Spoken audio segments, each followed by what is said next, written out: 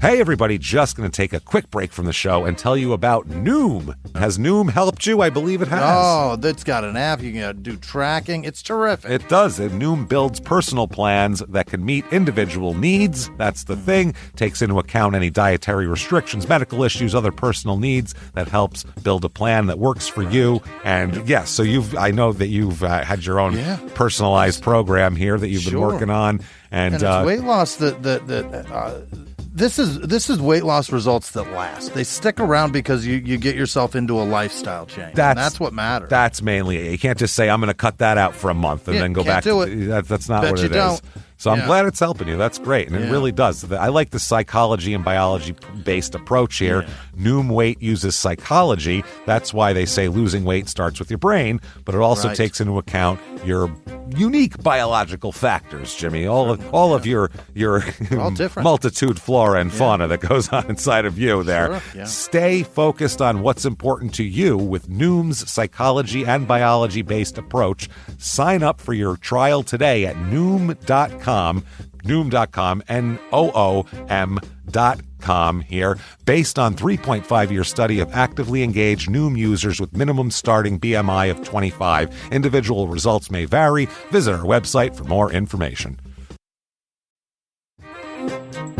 Hey everybody, just going to take a quick break from the show to tell you a little bit more about Rocket Money. It's the start of a new year. It's the perfect time to get organized, set your goals, prioritize what matters most. And for me, top priority is getting myself together here. Financial wellness, doing that, which that feels important, just feels like adult stuff that you have to do. And thanks to Rocket Money, my goals feel achievable now. They show me all my subscriptions in one place, help me easily cancel ones I forgot that I've been paying for, which happened to me, absolutely happened to me. For years, I was paying for something. I was like, what is going on here? Rocket Money found it and saved me lots of money since then, because it's been a while. So they did a great job here. Rocket Money is a personal finance app that helps find and cancel your unwanted subscriptions, monitors your spending, and helps lower your bills so you can grow your savings. Rocket Money has over 5 million users and has saved a total of $500 million in canceled subscriptions, saving members up to $740 a year when using all the app's premium features. Cancel your unwanted subscriptions and reach your financial goals faster with Rocket Money. Go to rocketmoney.com/smalltownmurder today. That's rocketmoney.com/smalltownmurder. rocketmoney.com/smalltownmurder. Now back to the show. In the depths of an Atlanta forest, a clash between activists and authorities ends in tragedy. I'm Matthew Scher, and on my new podcast, We Came to the Forest, we expose the hidden truths behind a shootout that left one activist dead and countless lives forever changed. Binge all episodes of We Came to the Forest ad-free on Wondery Plus.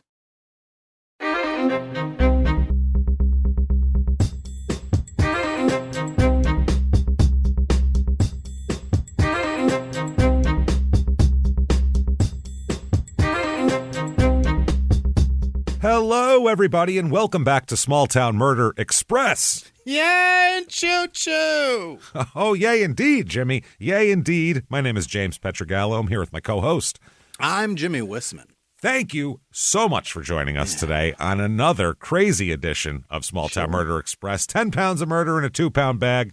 All aboard the murder train, pulling away from the station. Here we go. Before we get started, just want to let you know, head over to shutupandgivememurder.com. Not only can you get, if you're listening before these happen, tickets to the Boston and New York live shows.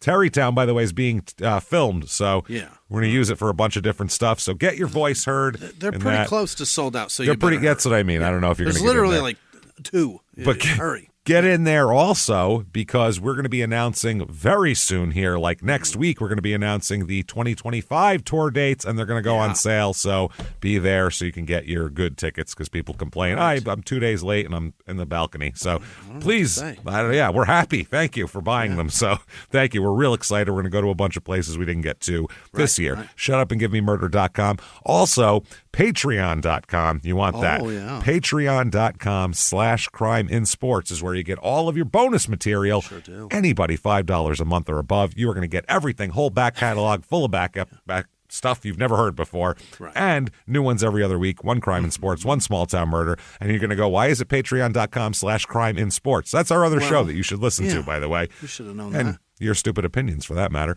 This week, what you're going to get for Patreon is for crime and sports. We're going to talk about this gross English football, soccer sexual abuse scandal. It's pretty gross. Think Penn State with a British accent.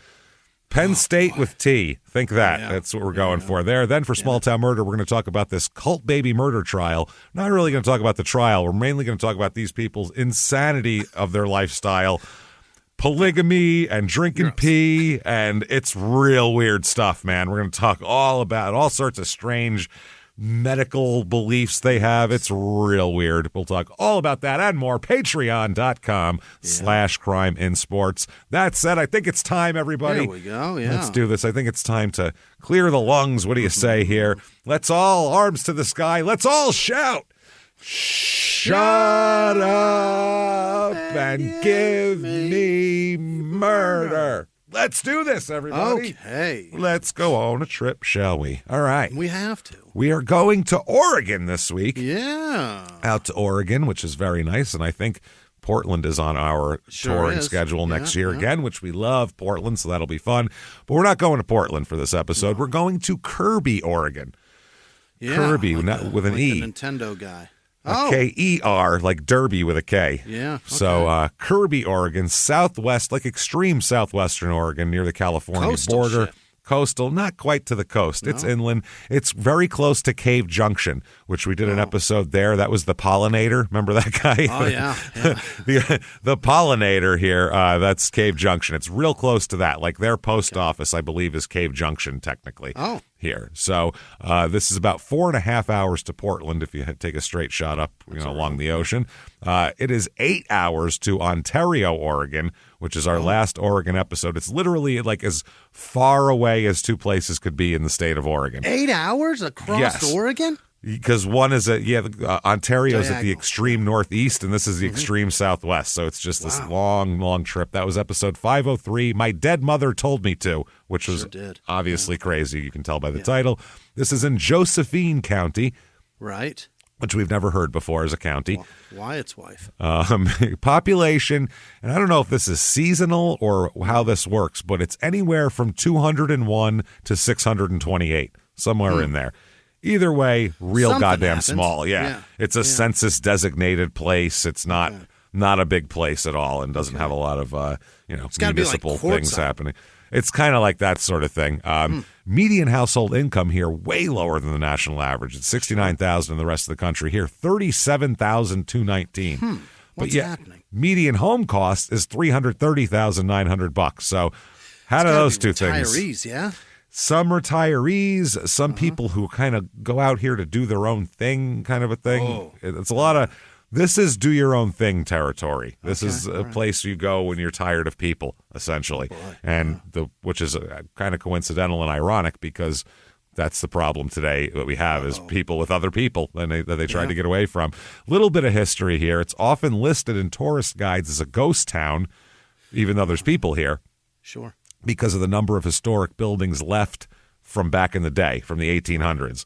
They're just there. Kerby came in existence in the 1850s. It was named for James Kerby, and there was a gold mining. That's why they were here originally. It was Northern California. James? Yeah, it was Northern California. They went up and who's Mr. Kerby? Do we know? James Kerby. No, he's just a guy who was here. Oh, okay. Yeah, just a guy hanging out. He had a business here, I guess, and came here early. Important to the area. Important to the area here. The original county seat was a place. They wanted it to be the county seat, basically. Of course they did. That's what they were doing, because as we know, you got to have those records. Important thing on the planet. To have the records in your town. We had no idea. The original county seat was a place called Sailor Diggings. Okay. Which they eventually renamed Waldo, somehow a less attractive name than Sailor Diggings. They found it.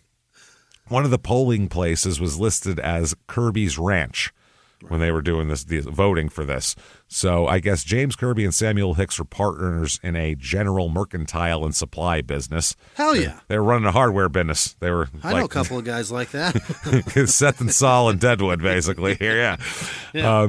Then they called the town Kerbyville for the county seat race, and it was selected as the county seat in 1857. Yeah, they win the drawing. Not anymore. Then they changed it from Kerbyville to Napoleon because the county was Josephine, and they wanted Napoleon as the town. Josephine, okay. Napoleon. Okay.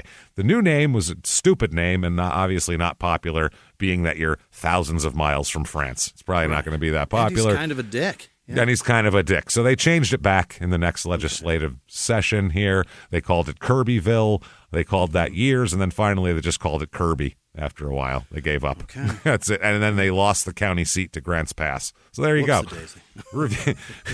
That's how this went. So this really hasn't gone well for this town. They really fumbled everything. Yeah. They started out with high hopes, and it just all went downhill from there. Shit did not work out. Reviews of this town, there's only one review of this town that I could find because there's nobody here. I was shocked there was one review. It's 5 stars, but yet it doesn't seem like 5 stars when you read it. Okay. It's weird. Lived here my whole life is the first sentence. That says a lot. It's sketchy during the day and creeptastic during the night. Oh, well, both of those. 5 stars. Yeah, 5 stars. It's not even nice during the day. Creepy. It never gets better than sketchy. That's fucking scary as shit. Sketchy. Anywhere from sketchy to creeptastic. Anywhere in that narrow window is what we're talking about. Creeptastic kind of sounds like dangerous but fun. Yeah, like, oh, look at them go. Like crackheads are like having sword fights in the street. You know, like, but good ones where like they're trained, you know, on guard, and they start. They're having sword fights, but they're only using that roll inside the wrapping paper. That's it. But they put like capes on and shit. They really get into it. Wrapping paper for the cape. Obviously, yeah. So they said there are many lovely bridges under which to pump drugs into your veins. That's nice.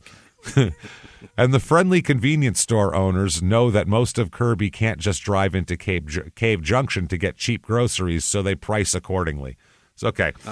It's crackheads and gougers now we're talking about. Yeah, and there's gougers because people can't afford a car because they've pumped all their money into their veins. Yeah, obviously. We've got a bus stop right in the middle of town, which is convenient, and you might even meet a homeless person or tweaker while waiting for said bus. Pretty Riverview. That's great. 5 stars. How is that 5 stars? They said one thing positive. Pretty Riverview. The last sentence. Everything else negative. You might get a great Riverview as you stare at it and get a great story from a horrible human being. As you watch a man pump $12 worth of meth into his veins. Things to do here. The Acorn Festival. Okay. Oh, boy. Now, what do you think happens at the Acorn Festival? I imagine there are chipmunks and that would exactly chipmunks sing. That is, dude. I'm laughing because that is exactly what I pictured. I thought this shit was going to be based around squirrels for some reason. Yeah. I don't know why. Alvin and the Chipmunks sing. The squirrels and turkeys and chipmunks and shit like that. It's not, though. It's a family-friendly, kid-friendly festival, obviously. Sure, of course. No, the Acorn Festival, that's where all the tits are out. Everybody just gets horny going on there. Balls out, everybody. Acorn Festival time. It says, fun and educational event celebrating acorns. Mm-hmm. Okay. Learn how to process acorn. Into what? Them? Into what? Do they make acorn butter or something? Maybe. I don't know.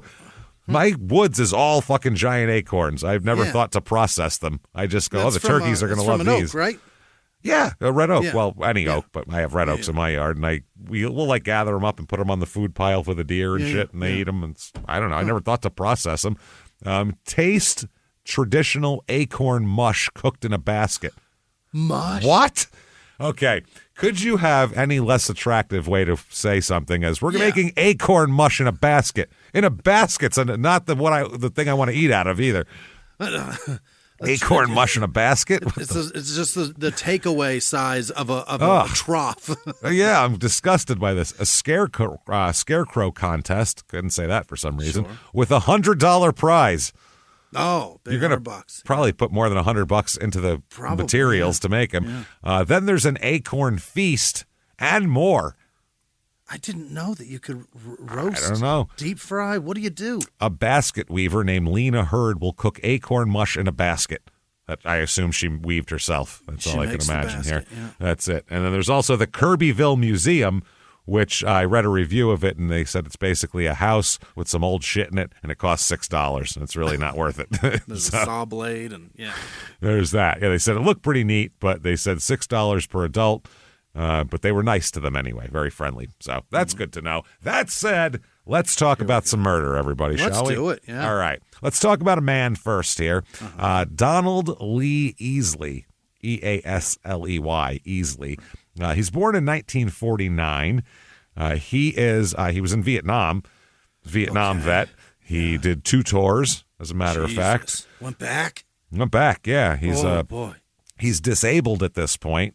Technically, I mean, I think he gets, Sure. Yeah. It seems like everybody in this neighborhood is disabled. Like, not disabled like they can't do anything. Disabled like that's their job is they get a check. So, and I mean, I don't know if that's from war things or other things, because everybody's also an ex-truck driver here, which is another. Okay. Everybody's an ex-soldier / truck driver in this town. A lot of truck drivers are disabled by way of sitting on their fucking It ass happens. It's true. Yeah, they get all sorts of cardiovascular problems and It'll clots your and shit. Deep vein thrombosis. Oh, you will be so thrombosed to the max. Forget about your thrombosis. You have no idea. All kinds of horrible shit. So Donald's an Army veteran. 2 tours, disabled. He's a little guy, too. 5'5", 130 pounds. Little guy. Wow. Little tiny guy here. We'll start about 2009-ish. He's living with his elderly mother. I believe her name is Clarice. His father's been dead for years. Yeah. And so he takes care of his mother here. 2009, that would make him in that area 60. So she's got to be in her 80s. So we're talking about, an old lady here. And it's a very rural area. Now, he's got a couple of issues with the law, but nothing major. Well, until 2009. One is I found, this is crazy, I don't know what this means, violation of basic rule he was arrested for. The golden rule? Was he not nice to somebody? Like, yeah. What is that basic about? Rule. He didn't puff give like he was fucking Bogarted lost some his shit. manners. Yeah. I don't know what happened, but that was in 1999. He lost some manners, so it took him 50 years, but he manners went out the fucking window here. Let that door drop on somebody behind him. I don't know. Then he was arrested for violating maximum weight limits. That has to be 5'5". That has to be trucking, right? Yeah, I would imagine. Yeah, that happened. Didn't weigh something like that. 2001. Then in 2004, again violating maximum weight limits.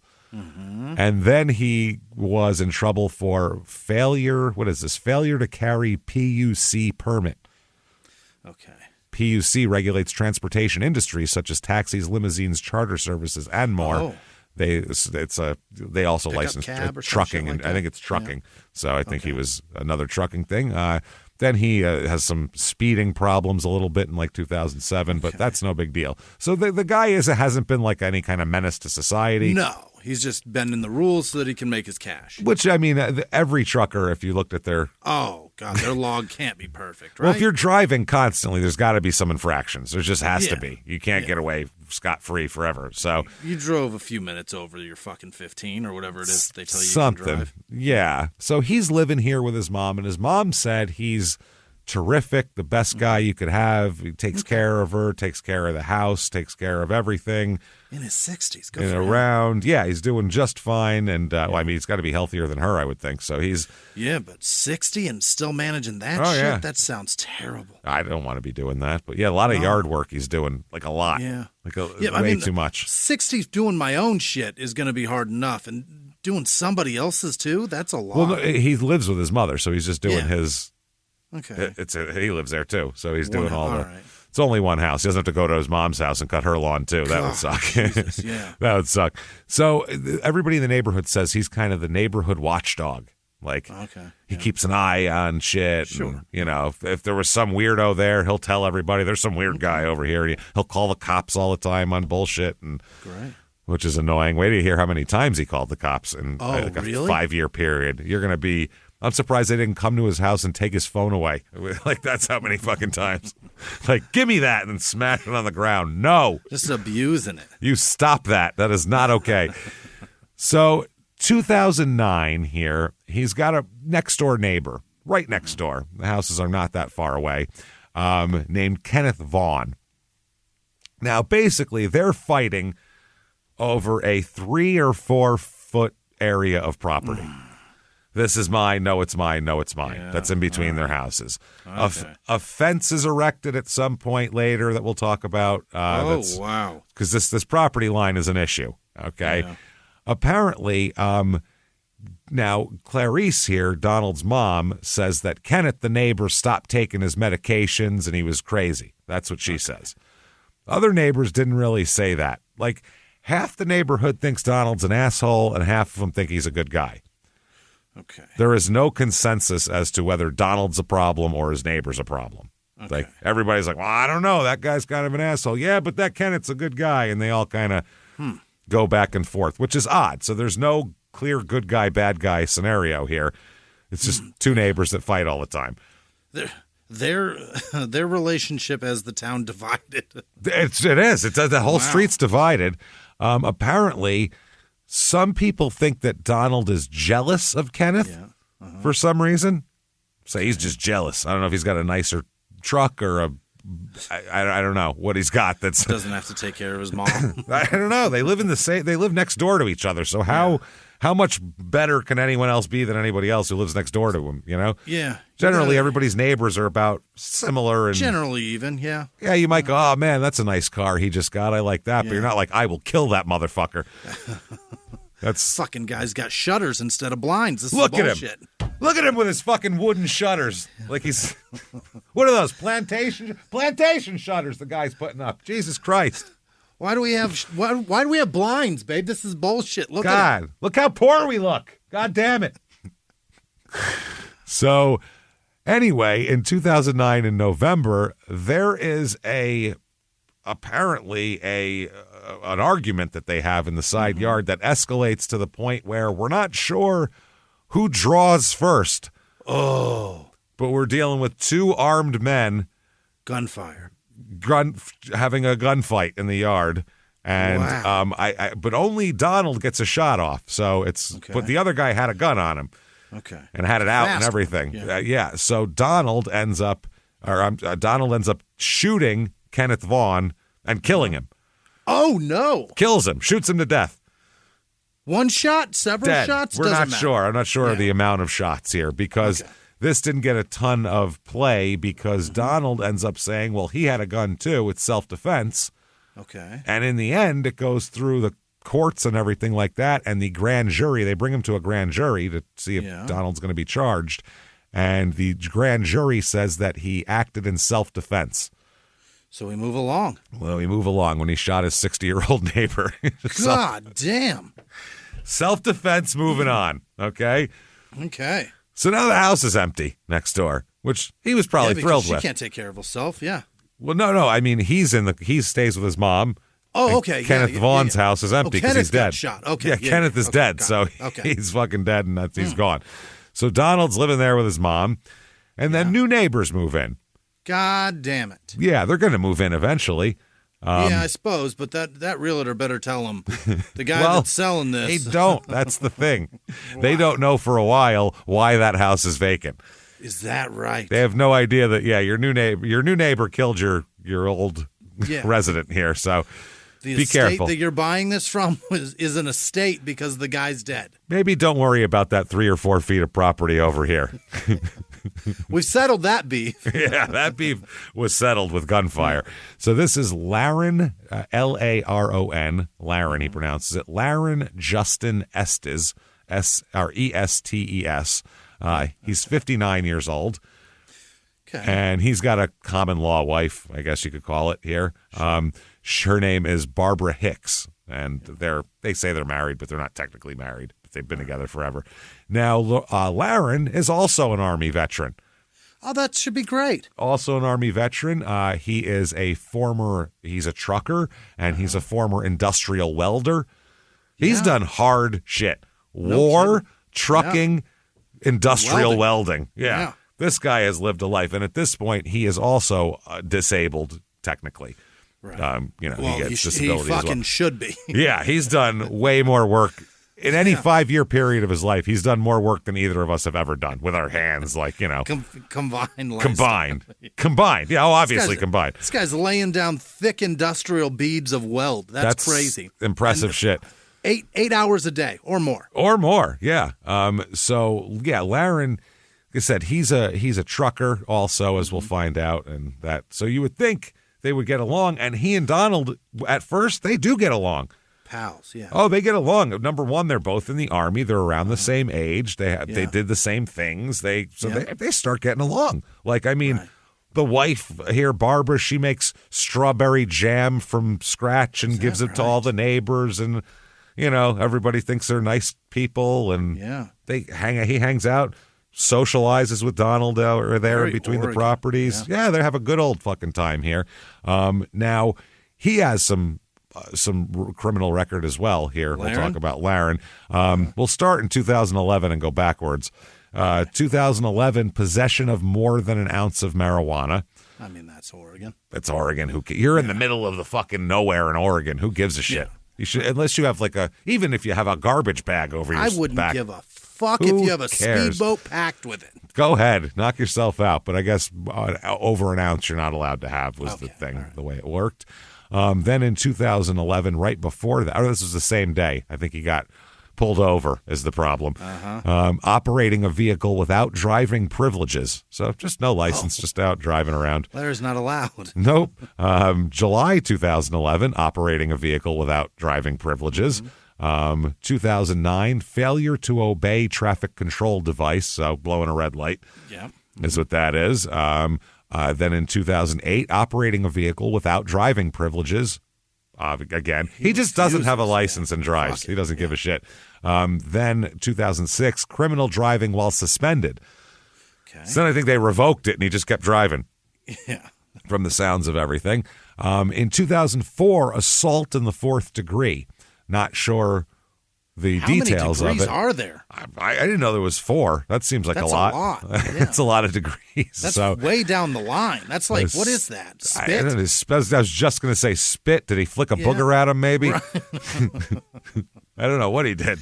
What kind of assault? Did he eye fuck somebody? Kick dirt on him like a manager who's upset with a call at home plate. I have no idea, man. Got a gander at somebody's titties? Something, man. It's weird. Assault in the 4th degree. 2003, in April, driving under the influence of intoxicants.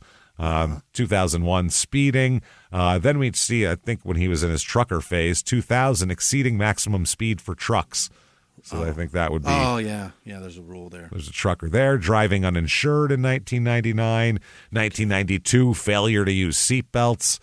Whatever the fuck that... Wow. 87, DWS misdemeanor. I don't know what the hell that... Driving while suspended? Maybe. Misdemeanor. I don't know. 87. Shit-faced? Driving while shit-faced. Is that bigger than influence? Yeah, what's worse? Smashed. Influenced or shit-faced? Yeah. So that's, these guys have both had their nothing big, obviously. There's nothing in there that would give you a lot of pause. traffic infractions. A lot of traffic, a lot of just kind of flouting of, I don't give a shit about conventional shit or whatever. I'm going to move to the middle of nowhere in a town with 200 people in it. Fucking rules. And live here and do whatever. Fuck it, I'm not dealing with it anymore. Because he lived in Cave Junction before he moved here. Cave Junction's a little bit bigger of a town, not too much. Now, Now, the problem is once they start having beef, Donald and Donald and Laren, it's over the same 3 to 4 feet of property. Oh, God damn it. It's over the same. Apparently, whoever the fuck shows the person who buys Laren and Kenneth's house what their property is, they say it's in one place, and Donald insists that it's in a different place. I mean, you can solve this with a surveyor. Survey. Yeah, I don't think anyone's doing that. It's more fun to just argue. Is it? No, that's what I mean. These people are nuts. Yeah. No, they're all assholes, everybody here. Donald doesn't give a fuck now. He thinks he's right because he went to court about it, and they they justified him. They let him go. Apparently, Donald put up these security lights, and this is before Kenneth moved in. Yeah. It was like a prison yard, basically. The whole house had crazy, huge lights on it. Big square ones? The big fucking spotlights everywhere. Floodlights, yeah. So it was for his mom. His mom was very paranoid about people coming to the house and whatever, so she wanted to be able to see the entire yard at night. So they basically put these lights in so it was like daylight at their house at night. Mm-hmm. Now, one of these lights would go right into Laren's bedroom, Laren and Barbara's bedroom, and they couldn't fucking sleep, basically. Yeah. They tried to put up like plastic over their windows, but it was just getting blasted by these floodlights every night. Yeah. So apparently they asked, Donald, could he please maybe point them in a different direction? Like, yeah, do me a solid. I get the security, but one of them's going right in our window. Yeah. So can we please Keep not the have rest. that? I don't give a fuck, just that one. Yeah, and apparently that didn't happen. So Laren went over and just unplugged the lights one night. All right. Which he couldn't. I can't take it anymore. You laid there and you went, I can't not sleep like this anymore. And you went out and went, duh. That probably felt so good to do. Hey, everybody, just going to take a quick break from the show to tell you about the safest sponsor ever, Simply Safe. Absolutely. These people will keep you safe. It's amazing. You know that every 26 seconds a burglary takes place in the United States, according to the FBI. That means that by the time this podcast is over, dozens and dozens of homes will have been targeted, ransacked. God knows what happens here. So protect your home before it's too late with Simply Safe proactive security system. Simply Safe helps stop threats before they even have a chance to break in. Named Best Home Security System by U.S. News and World Report 5 years in a row. And by us for about the last 8 years as well. If you trust us, believe me, you want Simply Safe. So visit simplysafe.com/small to claim 50% off a new system with professional monitoring plan and your first month free. That's simplysafe.com/small. There's no safe like Simply Safe. Now back to the show.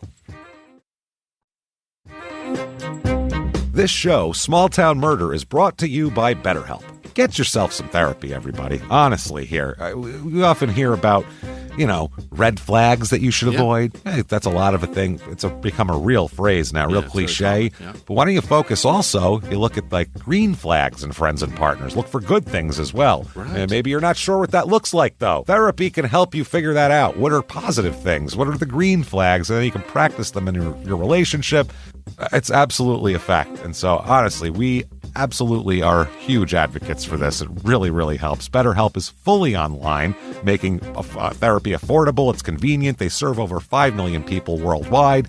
You can access a diverse network of more than 30,000 credentialed therapists, wide ranges of specialties there. Here's the coolest part.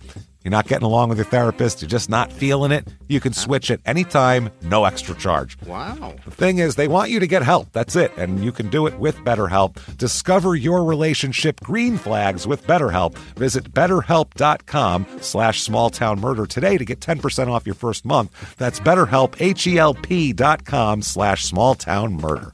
Now back to the show. I'm surprised he didn't shoot them out. So I was going to say, wouldn't a BB gun have solved this?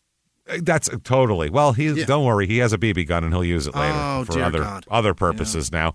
So, and this is, again, the same thing as Kenneth. Donald has his supporters in the neighborhood and Laren has his supporters in the neighborhood. Is that who the fuck would support Donald on this? Even after Donald shot a guy, half the people were like, Kenneth kind of deserved it. So the people who are pro-Donald are still pro-Donald, and all the people that were pro-Kenneth have now moved their loyalty over to Laren. That's how this has worked. So shit's fucked up. Laren and Barbara, they were just so annoyed, they considered, why don't we just move?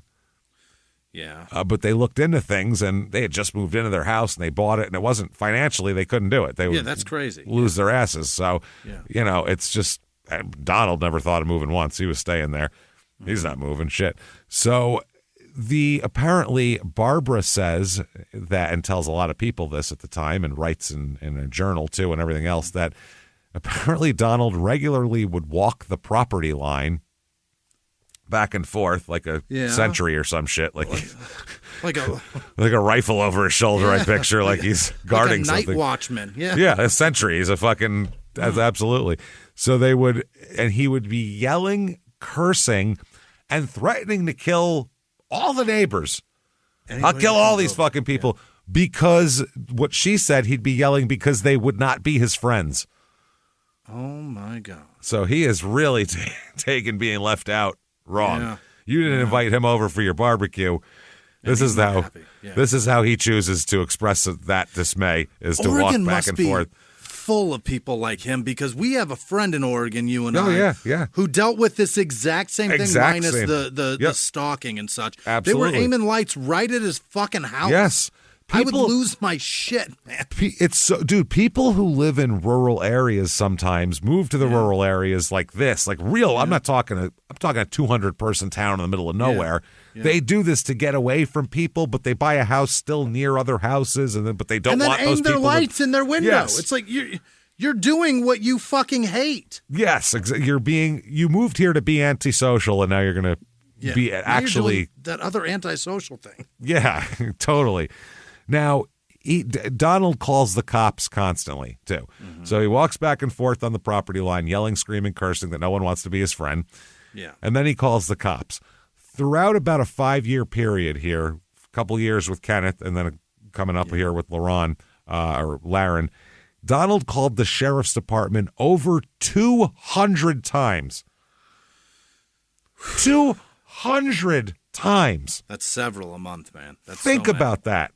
That's so many. I swear to God, if I was a fucking sheriff, I would come to his fucking house and say, listen, unless somebody is dying, you do not call me, or I'm going to come here and beat the shit out of you every time. Almost once a week, man. Think 200 times. That's ridiculous, man. That's an asshole. I'm sorry. Yeah. When you're crazy. Calling the cops and saying, "Hey, it's me again," that's fucked up. when you say hello and they go, "Donald," that's a problem. They know you. Yeah, you can't. And they're taking the phone away, going, "It's that fucking Donald again." Jesus Christ! Hey, Donald, how's it going? Yeah. Oh, your neighbor's doing something. Big shocker. Okay, no, can't believe it. So Donald even told the cops that, "I hope I don't have to kill this guy."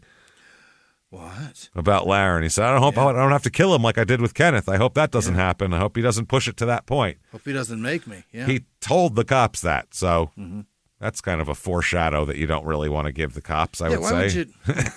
Hope I don't have to commit a fucking horrible felony. So 2013 is what I like to call the year of escalation here. This is when it really... 2012, you got some lights unplugged, people calling the cops, marching up and down the property line. 2013 is when the gauntlet is thrown down, and it is like, listen. What happened? Laren isn't taking, there's several events. Laren isn't taking Donald shit. Donald ain't taking Laren shit anymore. Okay. So apparently one thing that pretty much all the neighbors agreed on is Laren, they didn't like his junk pile. Okay. He is redoing a lot of the house, Laren and his wife. Okay, yeah. He's doing a lot, so he's pulling crap out and pulling junk out and doing stuff like that. He's digging a koi pond. Like, how much room does this guy have? Apparently a good amount, a good amount of land here. So he's doing all this, and while you're in a remodel, you have shit. Basically, do you? Yeah. A lot of people will have a dumpster brought to their house to throw all the shit in, their house doesn't look like the fucking Beverly Hillbillies, and or back behind the fence on the side, somewhere full like of that. Fucking vanities and old tile. he just has a massive junk pile in the yard. Wow, it's just a massive junk pile that just grows by the fucking day, and the neighbors are not thrilled about that. They're like. We have to look at Laren's shit junk pile. Yeah. So that annoys everybody, and Donald especially. Good God. Oh, my. He's right next door. You're besmirching him for sure at that point. Now, Laren at some point also, there's an apple tree that is, I guess, somewhere near the property line. We're not sure exactly where the tree falls on property. If a tree falls on a disputed property line, does anyone hear it? You know what I mean? Does it make a sound? It makes an argument. So apparently, Laren cut the apple tree down for no apparent reason. It wasn't dead or he just cut it down. Didn't want it anymore. It's on his property? We don't know. That's the thing. Okay. It's kind of straddling, so we're not sure. All right. He cut it down. The mom here, Donald's mom, super pissed, said it made nice apples. Why'd he cut it down? Okay. So they had a huge argument over that. You cut down my apple tree. No, it's my apple tree. No, it's my apple tree. Okay. Apparently, Donald would use his leaf blower at odd hours of the night. That's instigating. Yeah. 2 a.m, you just go out with his leaf blower and... The only reason to do that is to piss off your neighbors. That's it. That's the worst yard utensil on the planet. It's the loudest thing ever. It's impossible to sleep through. Yeah. Have you ever seen AP Bio with Glenn Howerton? Yeah. Okay. When he's fighting with his neighbor, Christopher Lloyd, and Glenn Howerton's in there trying to mac on this girl in there and, put a movie on and they're going to get it going. And then Christopher Lloyd's just in the front leaning against his car with his fucking alarm in his hand, just turning it on and off all the time. He goes, just testing out my alarm because they're in a big dispute. And that's what this reminds me of. It's just being petty. Pissing match, yeah. Yeah, doing shit on purpose to piss the other person off.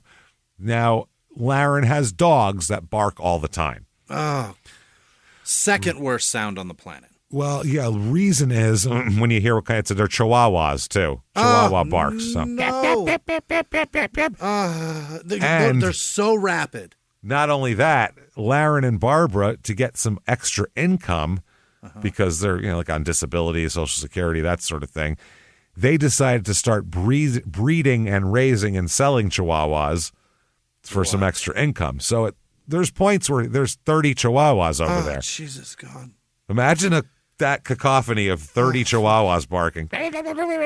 Slingshot and Drano meatballs can't be acquired fast enough. Oh my God, no shit.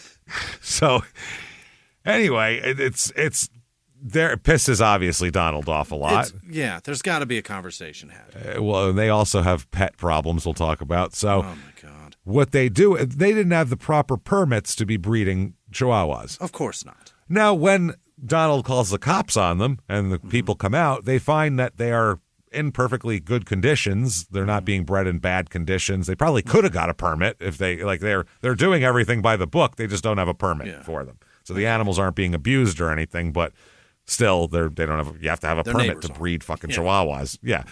So there's that. So now, Donald's like, haha, yeah, I got him in trouble, right? Now, Laren doesn't like cats. Donald's mom has somewhere in the neighborhood of between 20 and 30 cats. Oh, of course. For Christ's sake. Nobody's normal in this neighborhood. That's the point, okay? So she's got 30 cats. Now, that's being abused, right? That's too many cats, I would say, for anybody. Cats, yeah. You shouldn't, anyway. I would say. You can gather as many as you want. You can gather as many as you can hold out a can of tuna for as long as you want, probably. They have that many down at the Humane Society, so you can do it. You're allowed. Yeah. So apparently, only a couple of them are outdoor cats, and oh God, only a couple of them. So imagine the litter boxes in there. Hopefully. Hopefully the litter boxes. Yeah. Now, what Laren would say, the cats keep coming in. It would be really funny if it was the cops for what I'm going to say. The cops keep coming onto my property and shitting in my vegetable garden. It would be very different than the cats come over and shit in my vegetable garden. Yeah. I just pictured a guy in full uniform, pants down, squatting like, somebody. Whole utility belt around his ankle. Yeah, like holding it up by the belt. That's what I figured. So Laren and Barbara would complain that they have so many cats, they get into the garden, and then Donald and his mother would say, that's not true. These cats don't go on your property. Meanwhile, they're outdoor cats. They go wherever the fuck they want. They don't know of a property line. Cat shit in my vegetable garden. Your cats are coming in my vegetable garden. That's happening. No other way it's happening. Yeah. And he sees them, too. They see them wandering around their yard and shit like that. And, so they would do that. They get into the garden all the time. So there's no legal thing here, so that just escalates the argument. Laren, at one point, put up a giant plastic, black plastic barrier to block the light coming from the security lights. Because unplugging it wasn't a permanent solution, apparently. Yeah, that just got plugged back in, I guess. So he puts up like 20-foot high black plastic, like a giant fucking wall between the two houses of black plastic, so they could see that. Yeah. So then Donald installed another light that shined around that to get onto the property. Yeah, just to be a dick.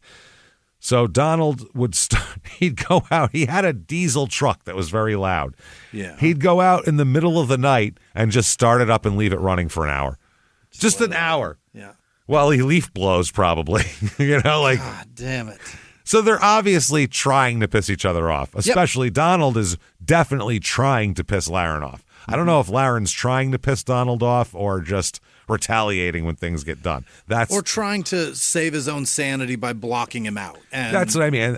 And that's the dispute in the neighborhood is whose fault this is. And, when there's two grown men involved here, this is grumpy old men taken to a fucking extreme. Oh, yeah. I mean, those two were just put a fish in the car and they joke around and, hey, asshole, and hey, shithead, and, And break up the ice on his roof so when he knocks or slams the door, it all falls down. Yeah, he just ran the hose up there, right? Yeah, he that's did. all. God. Yeah, she sprayed the hose up there. So they were doing like 12-year-old pranks.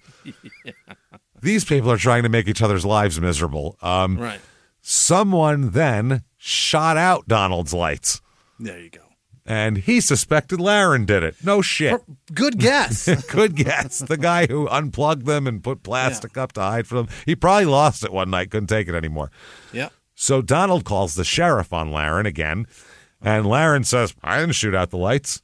Prove it. Yeah. There's no way to prove it. So that's that. I mean, it's his word against his word. Who knows? So it could have been anybody. A lot of people pissed off at him in those stupid lights. Donald had 13 security lights aimed at Laren's windows at one point. All just aimed at. He was just going on Amazon, fucking buying. Ooh, that one's strong. How many watts is that? Holy shit! How many lumens? Let's get it. Wow, look at that! I could land a plane with that fucking thing. Awesome. So, apparently, someone, don't know who, wounded two of Donald's mom's cats with a pellet gun. Mm-hmm. Not killed them, but wounded them with a pellet gun. So obviously they blame Laren for that because... And that's a dick move. You don't shoot people's animals with a pellet gun. It's take not their fault. Yeah. They're cats. They're going to go where they go. If they're let outside, they're going to go wherever they go. And especially if there's nice soft dirt to shit in, that's where they're going to go shit. There's nowhere, another way of avoiding that. You ever had a sandbox in your backyard? It's just full of cat shit. Full of cat shit. Cats from everywhere will find it. Oh, yeah. They'll smell I remember in elementary school, it was like, that was before anybody went in the sandbox, you better fucking sift that shit first and throw the cat shit out of it because it's going to be in there. Wherever there are little drag marks and a mound, there's shit beneath that. It's for sure shit. I think in elementary school there was like a little shovel by it, like a little plastic shovel to get cat shit out of it. I think it was. I think they learned like one of those like rake things, like a sand set, like a beach set, like a beach set that comes in a bucket. Basically, it was like one of those next to it, so you could fucking get pull the shit out of it before you play, before you go down the slide and land in a mountain of cat shit. Just a giant mountain of cat shit. So yeah, you don't do that. You go after the people, not the animals, for doing that. Laren denies harming animals because he loves animals. He goes, I'm an animal lover. I wouldn't shoot fucking animals. I wouldn't shoot cats. I got so many chihuahuas. Look at all the chihuahuas I got here. Now, who knows, too? If they were letting the cats wander around the neighborhood, maybe the cats, maybe they were shitting in somebody else's idea. I feel like none of the neighbors here are super friendly or whatever. Maybe they might be friendly, but I feel like all of them are going to be standoffish when pushed, Possibly, yeah. What it feels like here. The animal control is called again about Laren not having licensing to breed dogs. Donald contacted the media and animal control to try to the local media to try to shame Laren, apparently. Animal control took some of the dogs, and Laren was fined for ordinance violations, and he couldn't breed dogs anymore because now they were watching him. So, and he's got too many on his property at once. There's probably a law for dogs, but not for cats. I don't know. There's got to be a law for cats too. I suppose, but I guess they don't bark, so you don't know they're there. Yeah. If you walked into a house feed time, it's so loud. Holy shit. If you walked into a house with 20 cats, besides the smell, you'd probably see 4 cats. Yeah. The rest of them would be hiding in places looking at you. You might see 4 cats and 12 sets of eyes. Yes. So anyway, yeah, he gets fined, Laren. Apparently, at one point, there was some kind of argument, and Donald's mom was outside, and she was over on the other property and arguing, so Laren sprayed her with a hose. Which is the equivalent of spraying a water bottle at a cat to me. You like cats so much? Here you go. I'll treat you like one. He hit her with the water hose. He hit her with the hose. So Donald came over, threatened to kill Laren for that. Okay. You Spray my mom with a hose. Donald would talk shit about Laren every fucking where he could to everybody he could. He called not only the sheriff's department, animal control, he called every government agency he could get to try to get him in trouble. He called the newspapers, the fucking television station, everybody. He called the EPA about a polluted well on Laren's property. He called the EPA, for Christ's sake. I wouldn't even know how to get their number. I mean, I guess you could probably Google it, but is there a suppose. branch in every state? I don't know. He said, hello, EPA? My neighbor's got a polluted well. Yeah. Okay. And then at one point, I guess, someone removed a property stake from Laren's land. Obviously, probably Donald here. Yeah. By the way, the polluted well, the reason why it's still polluted is apparently the way it works is Laren would need to use Donald's property to get shit out of the well because it's the shit in the well. Yeah. But Donald won't let Laren use his property. So he won't let him use it, but then he'll call the cops on him and say it's polluted, so it's important. Someone removed a property stake, so a surveyor had to come out to redo it. Yeah. And while the surveyor's out there, he goes, yeah, your neighbor, that's some kind of something there, huh? And he goes, oh, yeah, that guy's a pain in the ass. He goes, well, hopefully you don't end up like the last guy. And Laren went, huh? They didn't tell. Nobody told him. This is how he found out? Nobody, none of the neighbors, none of the fucking real estate agents, nobody said, hey, last guy who lived here had beef with him, he shot to death. No one said that to Laren. So Laren was like, God. What the fuck? Are you kidding me? He goes, oh, no, yeah, he shot this Kenneth Vaughn, fucking shot him to death, man. He goes, but he said they claim self-defense and all that. So Laren was a little scared. Puzzled, yeah. A little puzzled, a little put off. Yeah. He didn't realize. Yeah. Then, right after that, he receives a letter, Laren does, from the VA hospital, the Veterans Administration Hospital. Yeah. It is from a psychiatrist at the local Veterans Administration Hospital. Uh-huh. Now, you ever gotten a letter from a psychiatrist at the VA before? No, I haven't. A cold letter from a psychiatrist is... Yeah. That's weird. This isn't someone he's seeing or anything like that. This psychiatrist is sending Laren a letter cautioning him that, hey, there's a guy named Donald who apparently is your neighbor. Yeah. He basically, when he talks to me, Donald, because Donald goes there for therapy, he just threatens to kill you the whole time. That's all it is. It's just, I'm going to kill that son of a bitch for an hour. So you should probably... He 50 just... minutes of him just... Hey, motherfucking you. That's it. No. Threatening to kill him, not just motherfucking him. Talking about ways he's going to kill him. Should I blow up his house? Should I shoot him? Should I do all like... So, so much so that a psychiatrist actually has to go outside of the confidentiality to warn somebody about it. Yeah. Now, I don't know if the proper thing is to warn the actual person or if you're supposed to go to the authorities with that, but I'm not a doctor, so I don't know. Yeah, when you're going to harm others like that, I mean, if you're threatening, especially specific. I think it's authorities. I don't think it's the person. Yeah, I don't think you're supposed to send an unsolicited letter to the person. Yeah. Hey everybody, just going to take a quick break from the show to tell you a little bit more about our stylish friends at Quince. That's right, let's go elevate your styles, people. Yeah. Get it going, look good out there, and you can do it now without breaking your wallet, without breaking the bank, because at Quince, you can get high-end, versatile pieces at prices we can all actually afford, which is very nice.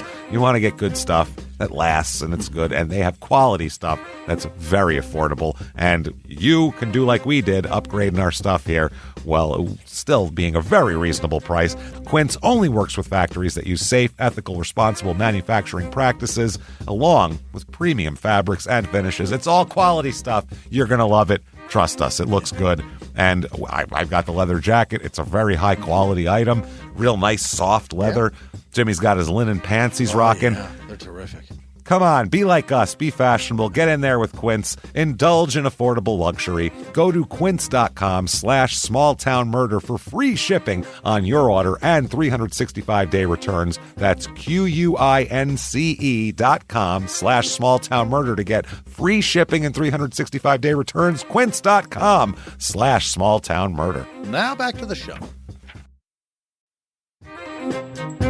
Hey everybody, just going to take a quick break from the show to tell you a little bit about a very cool place, Thrive Market. Yes, we are both looking to get into the healthy swing this year. The problem is I don't know what's in everything, and I don't know if even I'm qualified to even read the labels to know if that's good or that's bad. Right. There's chemicals and things, and there's things floating around. I don't know what I'm doing out there. One of my favorite features, and I know you were talking to me about this, is the Healthy Swap Scanner in the Thrive Market app. Yeah, it's simple. You scan any item, and it'll instantly suggest a cleaner, healthier grocery alternative, which is it's great. Amazing. Yeah. That's great. Thrive Market also takes the guesswork out of finding these safe, healthy foods.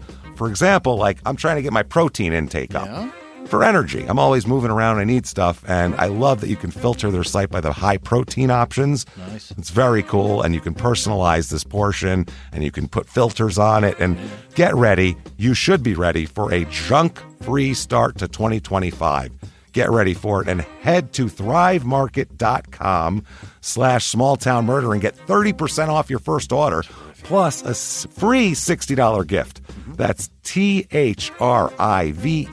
market.com/smalltownmurder, thrivemarket.com/smalltownmurder. Now back to the show. Experience furniture shopping the way it's meant to be at Mathis Home, your ultimate furniture superstore. From sofas to dining sets, from modern to classic styles, they have everything you're searching for. With over 230,000 items to choose from, you're sure to find exactly what you're looking for at a price you'll love.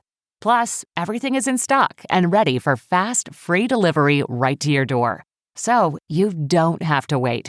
And if you're looking to really transform your space, take advantage of our complimentary interior design services. Our expert designers are ready to help with any project, whether big or small. And right now, check out the Lazy Boy BOGO event at Mathis Home, happening now through March 1st, 2025. Buy one Lazy Boy recliner and get another one absolutely free. Don't miss this limited time offer. Only at Mathis Home, your ultimate furniture superstore. Hey, just to warn you, and this guy, the psychiatrist, though, advised him to contact the police immediately to try to get a restraining order because he said, this guy, it's escalating. No, that's your job. That's what I mean. He told you. They're going to believe you. He said, but I would try to get, well, he said, I would try to get a restraining order against him, he said, because he goes, this guy, it's escalating how much he's talking about you. So just to let you know, you got issues here. Yeah. So Laren goes to the court to try to get a restraining order with this letter going, I got a letter from a fucking shrink saying, this, blah, blah, blah. The judge wouldn't allow the letter from the VA into evidence. HIPAA? Is that why? Due to rules of evidence, I guess. I don't know what those rules were. And psychiatrists couldn't be at the hearing. They couldn't make it there. So the restraining order was denied. Wow. So, yeah, he can't get a restraining order. Okay. So what he does instead is Laren gets a big giant piece of plywood. Yeah. And fucking writes the word murderer on it with an arrow pointing to fucking Donald's house. And he's got it on his own property. Yeah, so. He puts it like on his house with a fucking arrow pointing over there. Murderer that way. Yeah. So I don't know. Maybe that'll keep him from murdering me. Yeah. So that seems like kind of angering the hive, I would think. But okay. It's certainly pissing on it. Donald, extremely pissed about the sign. Real mad about that. Really? Doesn't want to be called a murderer. Yeah, he reached out to the media again and asked for help. Hey, will you, shame this guy? They're like, but didn't you kill your neighbor that lived there? Aren't you technically, you're murder? A killer at least. I mean, murder's a legal term. Yeah. That's not a technical term, but you killed him for sure. How about killer? Why don't we make because murder is like a charge, right? It's yes, murder's a description. Yeah, exactly. Murder's a legal definition, whereas a killing is just you person was alive and now they're not anymore. You fucked that up because of your actions. Yeah, because of your actions. Then there's the fence from hell, as they called it. What is it? Okay, no man's land out there. Some fucking barbed wire. That's it, and it seems like No one knows who put this fence up, by the way. One side says the other side put it up. One side says the other side put it up, back and forth. So they had to have contributed to it both, right? I think they're building it from like both sides. Yeah. I really believe that that's what's going on. It's like the Berlin Wall. There's different shit going on both sides of this shit. It consists of, in addition to mainly black plastic, but to hold the black plastic all together is pallets, chicken wire, barbed wire, whatever shit they can find to make a barrier, basically. A bunch of shit that if you crawled across it, you'd get cut up. Exactly. Yeah. Now, Laren says Donald built it and it's on his property. Mm-hmm. So he told him, move that fucking fence onto your property, and Donald said, no, not doing it. It's your fence. So Laren started to fear for his life, because he got that letter. He's starting to get freaked out. August 30th, 2013, local police still haven't taken any action. They just come out there and they go, these two idiots again. Cut it out, assholes, and then they go back. They get back in their car. A physical altercation breaks out here. Right. Apparently, they get into an argument, and Laren, this is according to documents here, grabbed Donald by the hair, punched him in the face, and kicked him in the head and the sides. He beat the shit out of him, is what that is. What he did is win. He grabbed him, punched him, knocked him down, then stomped him. That's what he did. Kicked the piss out of the guy. Apparently, this caused pretty good injuries to Donald here, taking an ass whooping, and made him fear for his life, he said, Donald. He was terrified now. He lost the fight. He's he bad. His match is what he did. For sure. When you're 5'5", $130, you should probably not be starting physical altercations with people. With industrial welders. Yeah. Maybe not. So don't fight union members. Yeah. No. And he's like, Laren's like a fucking hippie, too. He smokes weed and he's digging a koi pond. Like, he's not, I don't think this is normal behavior here. So an attorney told Donald to get a restraining order, and they were basically, they ended up getting a restraining order. Donald did against Laren because they were successful using the elderly laws, because he was like, you can't punch old people. He was like 64 and Laren was 59, so he wasn't that old yet. So I think he's a year younger than him. I think this would be 60 in 2000. He'd be like 63 at this point. Yeah, he was born. I think he's a year younger than him, so that makes him. He's 3 years younger than him. Oh, is he? Okay, but it's on one guy's on one side of 60 and one guy's on the other side of 60, which makes it. Meanwhile, one was a sophomore while the other was a senior. What are we talking about here? These guys are the same. They both went to Vietnam. They're the same age.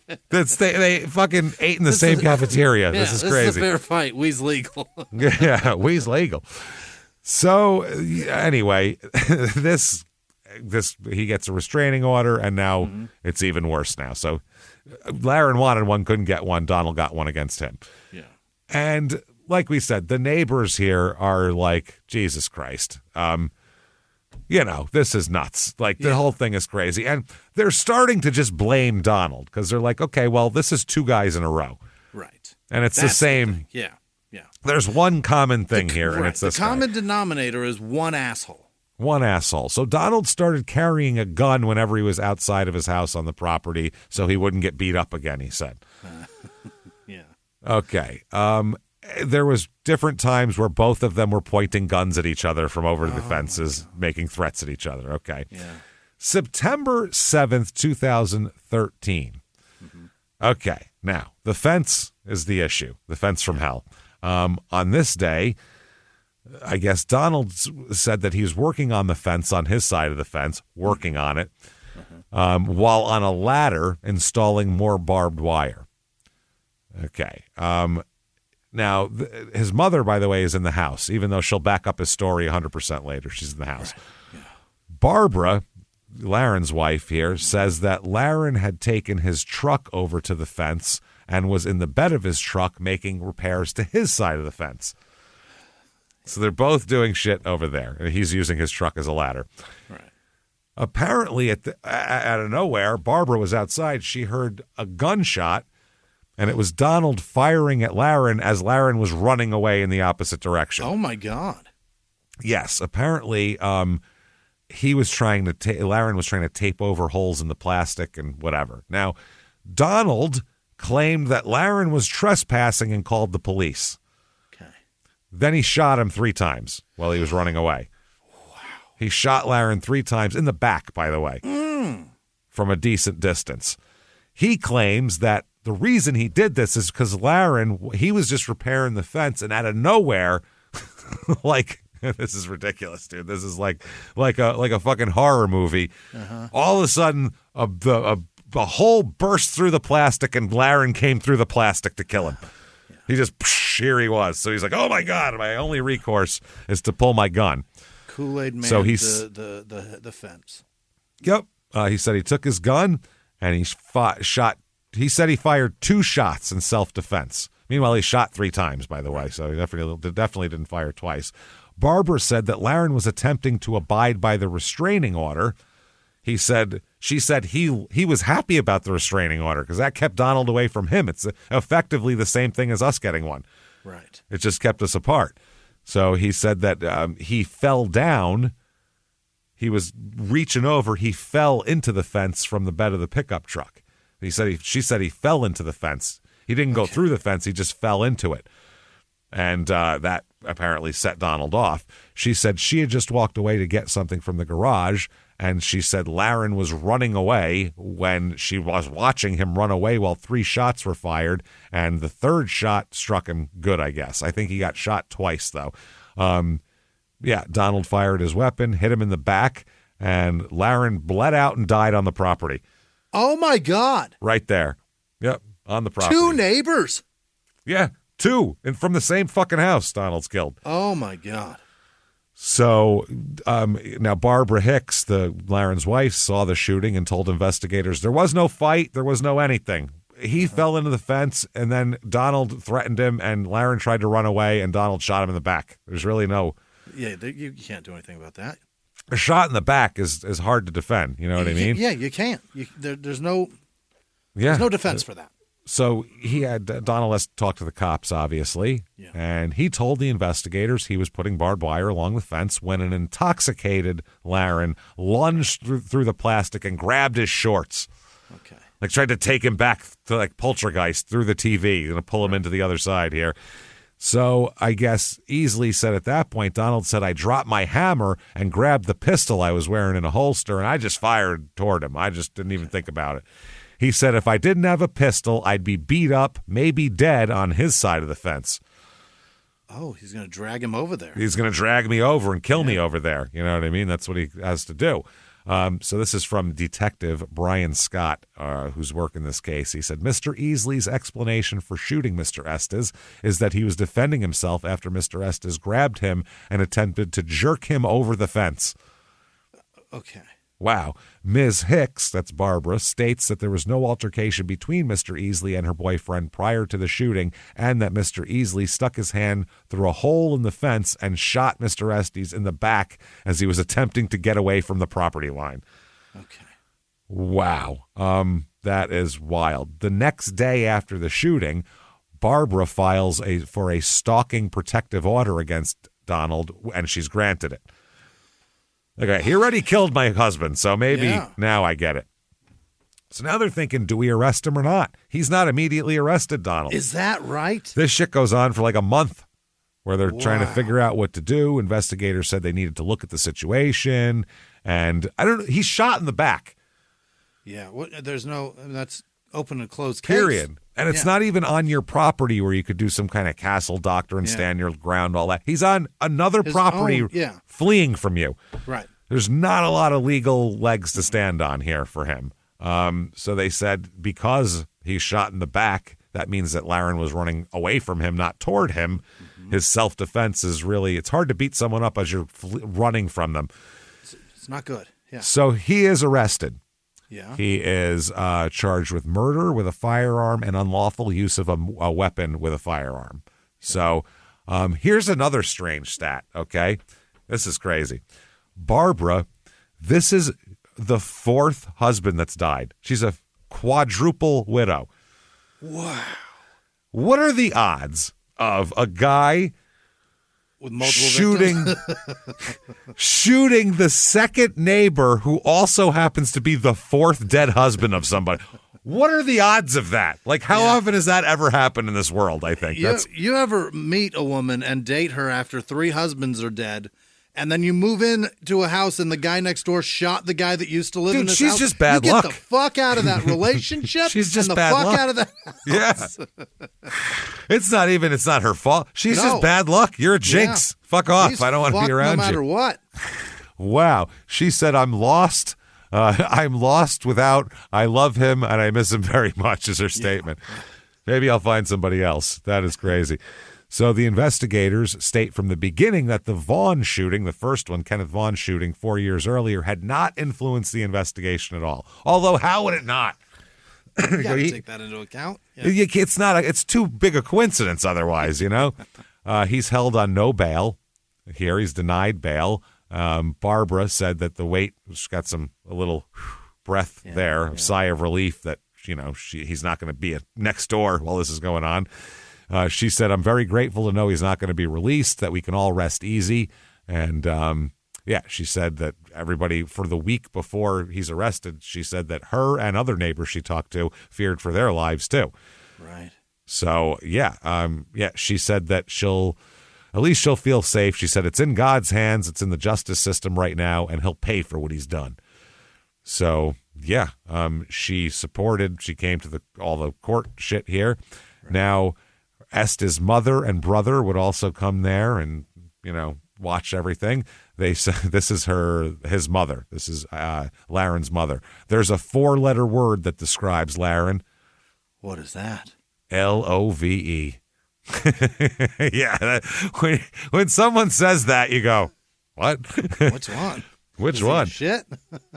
Oh, shit. So the trial comes up, basically, and they're trying to, a lot of it kind of centers around the fence from hell, like a lot of this beef did.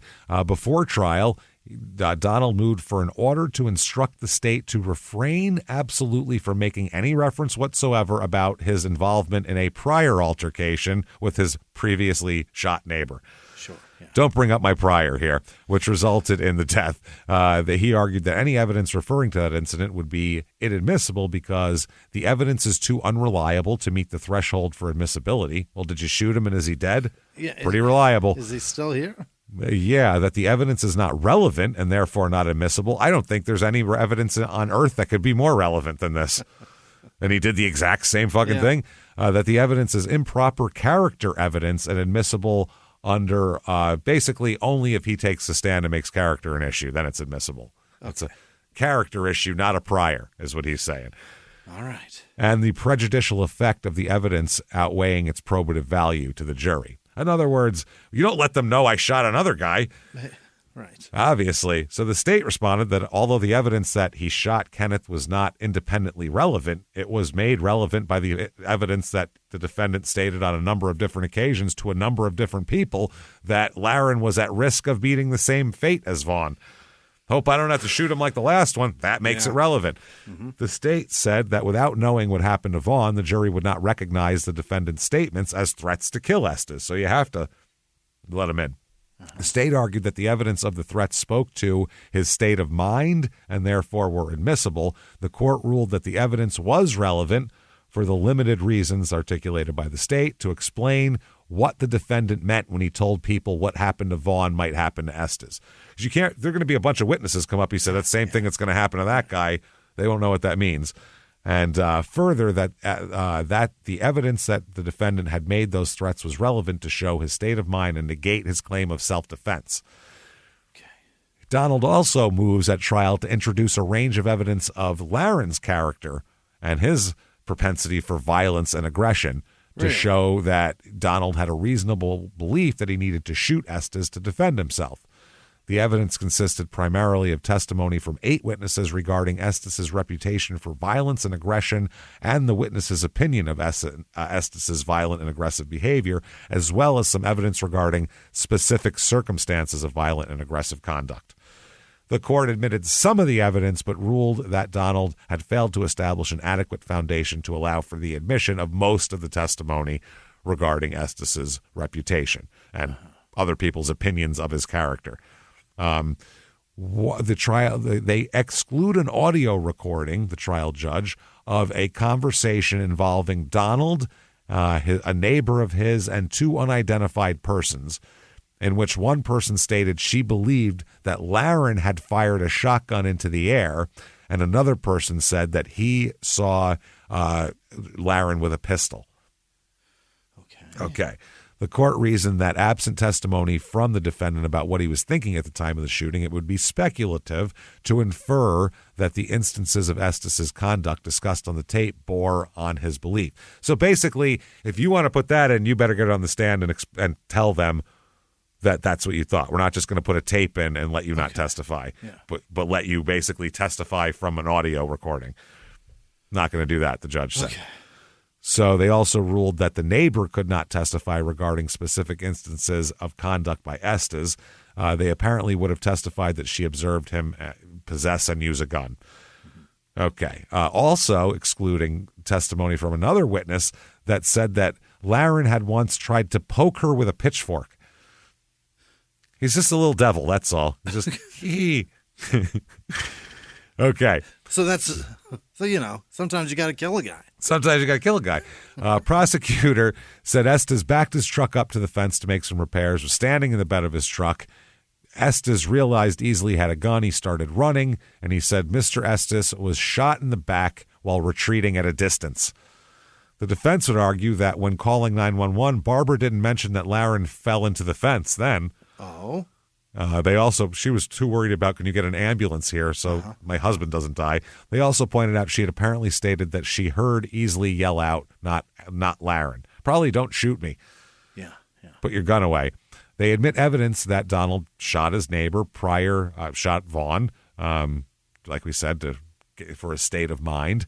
Barbara corroborated the evidence that Donald intentionally killed Laren. She testified that Donald started shooting at Laren through the fence dividing the neighbor's properties after he slipped at the fence. So, verdict comes up. Mm-hmm. Well, this could go. I mean, you get some rural Oregon people. Yeah. They might go, I mean, shit, he beat the shit out of him last month. Who knows? Yeah. Anything could happen. Everybody should leave everybody alone. They find him guilty of murder. Yeah, you can't do that. Shoot a man in the back. Can't do it in the back. That's if he shot him in the front, he could have said anything he wanted. You can't shoot a guy. Any story is feasible. Yeah. If he's 30 feet away with a gunshot wound in his back, that's not self-defense ever. You took the gun out. That got him away from you. That's it. End of story. Yeah. Done. It worked. You solved the problem. Yeah. You don't have to use it every time. Right. So during sentencing, he makes a rambling statement here. He apologized to the family. He said, not Barbara though. No. She can fuck off. Not Barbara. And he repeatedly proclaimed his innocence.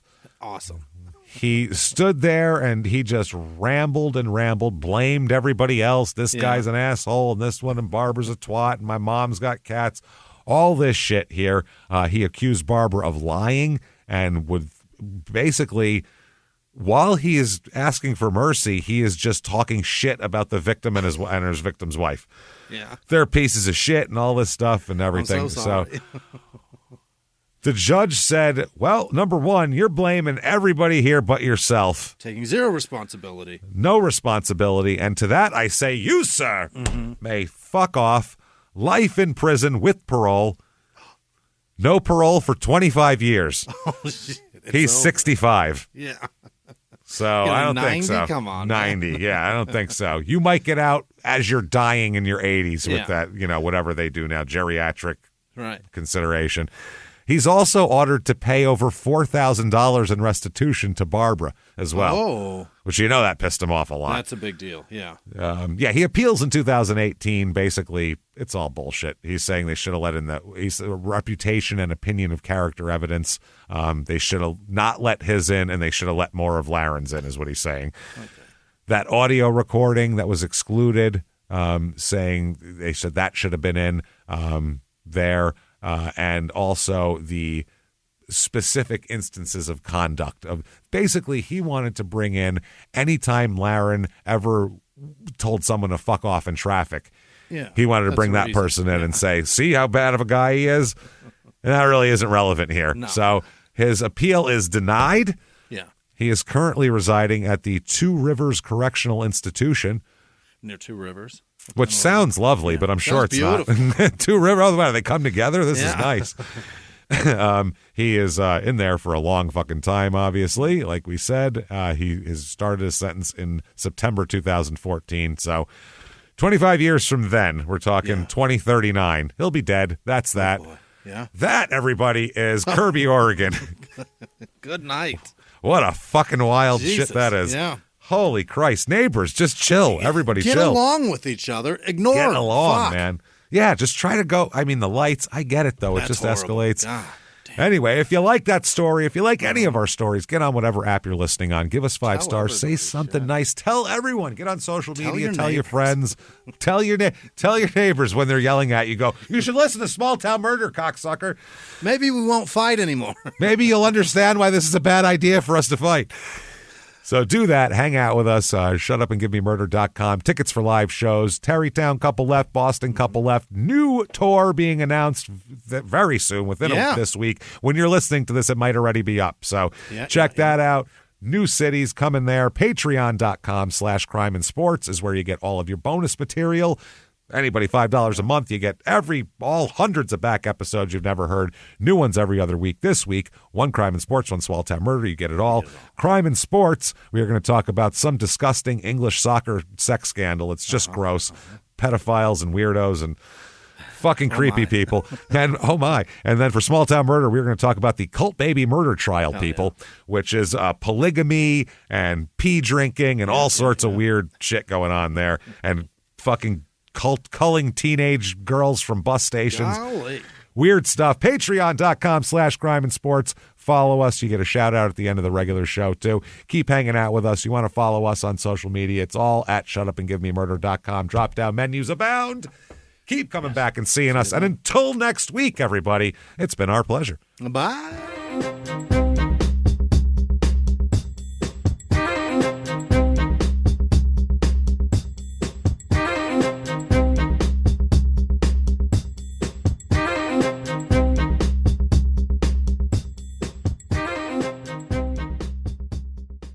If you like Small Town Murder, you can listen early and ad-free now by joining Wondery Plus in the Wondery app or on Apple Podcasts. Prime members can listen early and ad-free on Amazon Music. Before you go, tell us about yourself by filling out a short survey at Wondery.com/survey. A few miles from the glass spires of Midtown Atlanta lies the South River Forest.